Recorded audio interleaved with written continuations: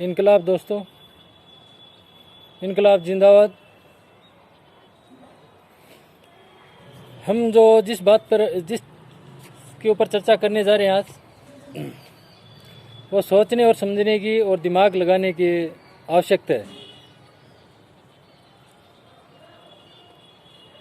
जो आज जिस बहन के साथ जो बलात्कार हुआ और जिसकी हत्या हुई है, उसको कानून तो इंसाफ नहीं दे रही है, और जो कानून के आला अधिकारी है वो सब आप देख रहे हो कैसे उसके परिवार को टारगेट कर रहे हैं, और जो उनकी मदद करने जाता है उसी को भी, उसके साथ भी लाठियाँ उसके ऊपर बरसाई जा रही है और नए नए आरोप उसके ऊपर लगाए जाते हैं।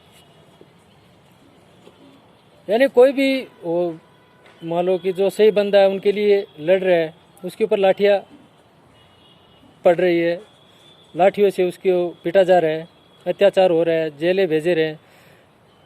एक बार मनमोहन सिंह जी को स्मृति ईरानी ने जो चूड़ियाँ भेजी थी, कोई कार्रवाई नहीं हुई, लेकिन एक बंदे ने भेजा है, उसको इस चीज़ की हमदर्दी थी कि भी आज इस बहन के साथ हुआ, कल हमारी बहन बेटी के साथ हो सकता है। उसने चूड़ियाँ फेंकी बीजेपी नेता के ऊपर। मैं नाम लेके बोल रहा हूँ, किस चीज़ का खौफ नहीं है, तो उसको तुरंत जेल हो गई है। ठीक है, वो मसला छोड़िए, ये राजनीतिक मसला है इनका अपना। वो ही कहते थे भी बीजेपी देश को बचाएगी, बाकी राजनीतिक पार्टी से छोड़िए इसको, उससे हमें कुछ लेना देना भी नहीं है। दूसरी बात यह है कि हर एमपी है, मिनिस्टर उससे मिलने जा रहा है, उसके ऊपर अत्याचार हो रहा है, लेकिन वहाँ पर एक बंदा जाता है, उसको न कोई कानून प्रशासन रोकता है, ना ही कोई उसके खिलाफ बोलते हैं, न कोई नेता उसको जाने से रोकते हैं। तो मेरे को एक बात आप लोगों से समझनी है कि भी ये बंदे क्यों नहीं रोका जा रहा है। जो उसके घर में जाता है और उसको हमदर्दी देता है कि भी माता पिताओं में साथ लेके जाऊंगा और इस बहन के लिए लड़ूंगा। मैं ये नहीं कहता नहीं लड़े, क्योंकि बहन बेटे सबके, हमें लड़ना होगा उसके लिए, अच्छी बात है। लेकिन आप ये चीज़ का दिमाग लगाइए और सोचिए कि वो बंदा आराम से जाता है, उसके घर के आगे बैठ के रोता है, बिलबिलाता है, वो उसको इंसाफ दिलाने के लिए जा रहा है, या उस बहन के जरिए अपनी राजनीतिक सेकने जा रहा है, या फिर आपस में लोगों को बांटने का काम कर रहा है। खुद सोचिए आप इसको। और जो बहुत ही बड़ा वो कहता है कि मैं देश के लिए, हर बहन के लिए, बेटी के लिए लड़ रहा हूँ। मान लिया आप लड़ रहे हो, ठीक, अच्छी बात है, लेकिन देश को गुमराह क्यों कर रहे हो आप? दलित के नाम पर, मुस्लिम के नाम पर, हिंदू के नाम पर, सिख के नाम पर, ईसाई के नाम पर। या तो फिर जो नेताओं के साथ वहाँ पर अत्याचार हो रहा था उसके साथ नहीं हुआ, या तो उसको वहाँ पर भेज रहे हैं जो गुनाह किया है, जिसके साथ जो सरकारी मिली हुई है या चाहे आला अधिकारी मिले हुए हैं। क्योंकि जो आज हमारा सिस्टम है इतना गंदा हो चुका है कि इसकी आप अनुमान नहीं लगा सकती इस बात का।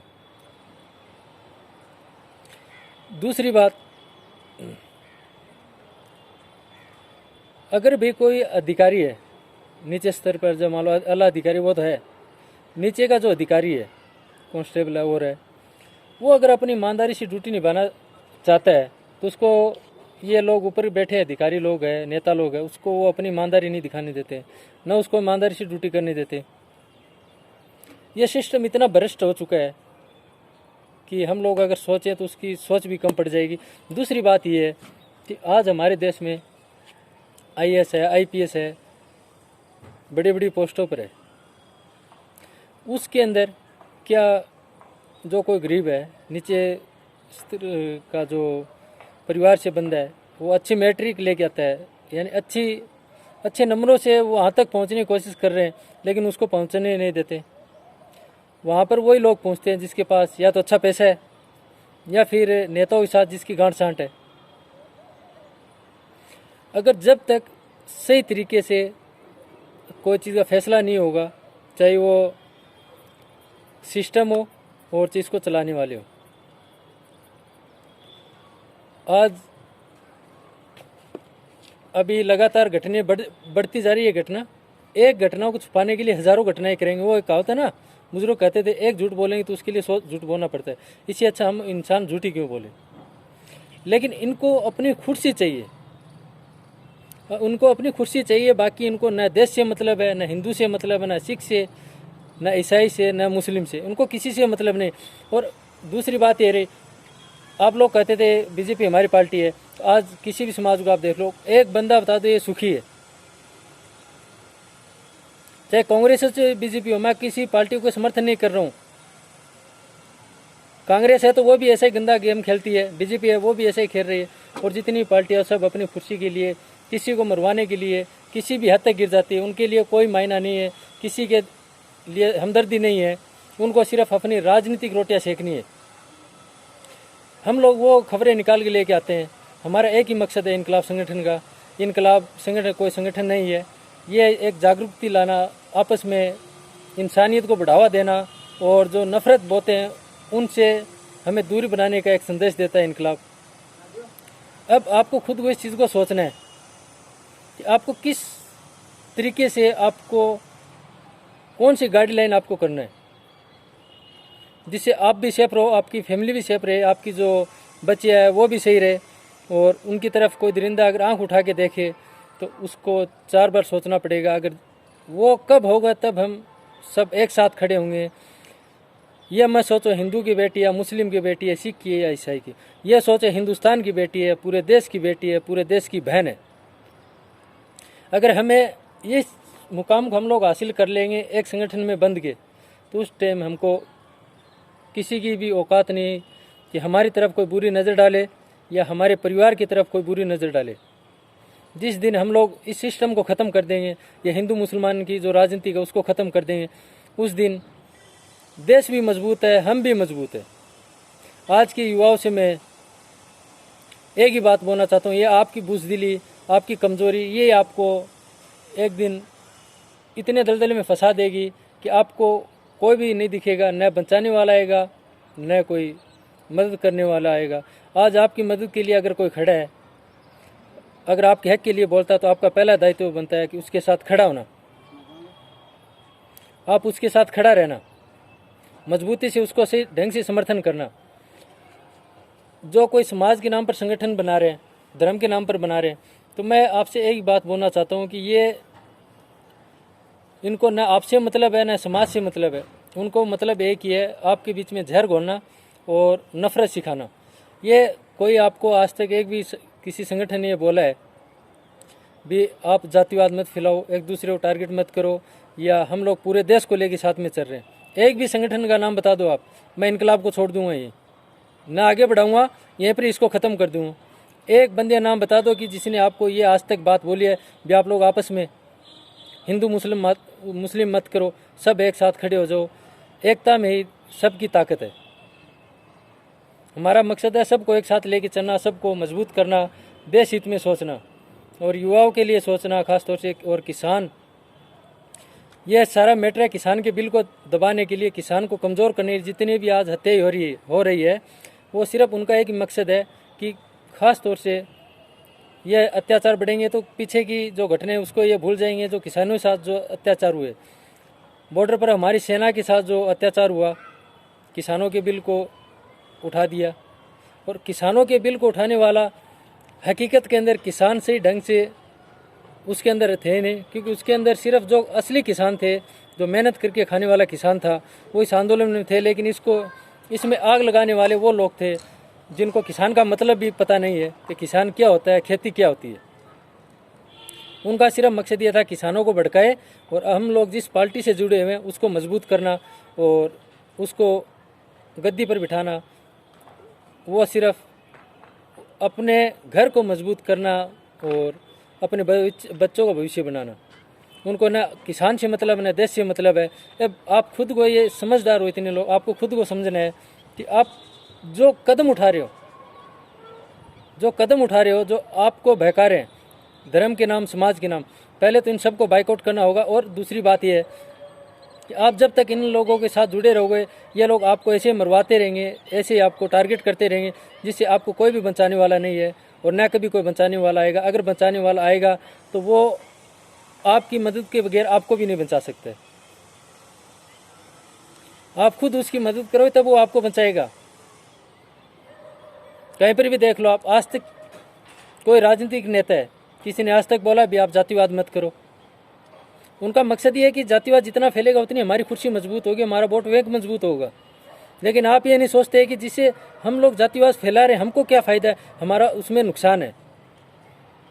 आज एक दुकान ले लो, एक दुकान मान लो हिंदू करके बैठ गया, मुस्लिम करके बैठ गया, तो वो एक दुकान खाली एक धर्म से नहीं चलती, उसके अंदर हर धर्म का इंसान आएगा, तब जाके उसकी वो दुकान कामयाब होती है और वो मजबूत होता है। ये चाल को आप समझिए, आपको किस दिशा में ले जाया जा रहा है, आप खुद इस चीज़ को समझिए। जिस दिन आप इस चाल को समझ जाओगे उस दिन आपके साथ न अत्याचार होगा न जुल्म होगा। ये जो अत्याचार करने वाले हैं उनका नामो निशान मिट जाएगा, नामो निशान मिट जाएगा। सब साथ में आइए और नफ़रत को ख़त्म कीजिए। ये मत सोचिए ये बड़ा है, ये छोटा है, ये दलित है, ये फलाना है, ये मुस्लिम है, ये सिख। ये जब तक करते रहोगे जब तक आपको कोई बचाने वाला नहीं है। ना आप मजबूत होगे, ना आपका परिवार मजबूत होगा, ना देश मजबूत होगा। परिवार मजबूत होगा तभी देश मजबूत हो पाएगा। आपके बच्चे खुश है तभी देश खुश हो पाएगा। आपके बच्चे खुश है, पड़ोसी के बच्चों की देखो, हाँ भी इसकी क्या परेशानी है, उसकी मदद कीजिए। इसमें यह मत देखिए हिंदू या मुस्लिम है, क्योंकि वो मुसीबत आज उस मुस्लिम पर है, कल वो हिंदू पर भी आएगी। हिंदू पर है तो मुस्लिम ये मत सोचिए कि ठीक है इसके साथ, नहीं, यह भी अपना भाई है, इसकी मदद कीजिए। सब मिल के एक दूसरे की मदद कीजिए, जिससे हम सब मजबूती से लड़ सकते हैं और एक दूसरे को मजबूत कर सकते हैं। और एक दूसरे की ताकत ही देश की ताकत है। नेताओं को, संगठनों को इतना मौका मत दीजिए, आप मौका मत दो संगठनों को और नेताओं को कि आपके अंदर दूरियां पैदा करें, नफरत पैदा करें, जिससे आप लोग कमज़ोर हो।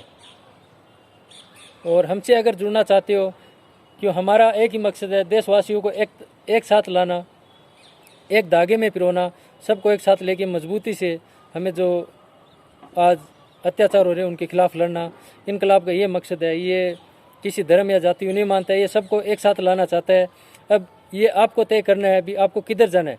जो आपको एक साथ जोड़ना चाहता है, एक साथ जो जोड़ना चाहता है उधर आपको जाना है, या फिर आपको जो बांट रहे हैं उनके साथ जाना है, ये आपको तय करना है। इसको कोई भी आपको नहीं आएगा समझाने के लिए, समझने और बुद्धि आपकी खुद की है। इनकलाब जिंदाबाद। और हमारा कॉन्टैक्ट नंबर है, जिस भाई को अगर जुड़ना है इस संगठन से और इस संगठन को मजबूत करना आपका काम है, क्योंकि हम लोग सबको एक साथ लाना चाहते हैं। एक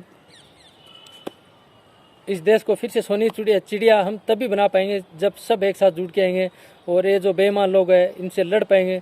अगर ये जो केंद्र सरकार है उनसे मैं एक अपील करना चाहता हूँ कि भी